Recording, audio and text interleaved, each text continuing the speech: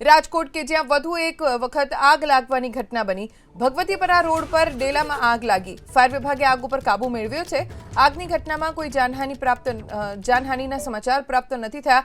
આગ કયા કારણોસર લાગી છે તેની પણ કોઈ જાણકારી નથી મળી। ફાયર વિભાગે હાલ તો આગ ઉપર કાબુ મેળવી લીધો છે। ભગવતીપરા રોડ પર ડેલામાં અચાનક આગ લાગી। જો કે આગ કેવી રીતે લાગી છે તેની જાણકારી નથી મળી।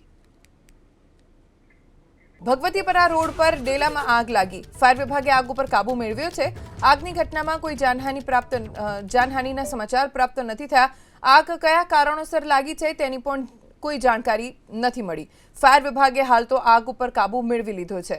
ભગવતીપરા રોડ પર ડેલામાં અચાનક આગ લાગી। જો કે આગ કેવી રીતે લાગી છે તેની જાણકારી નથી મળી।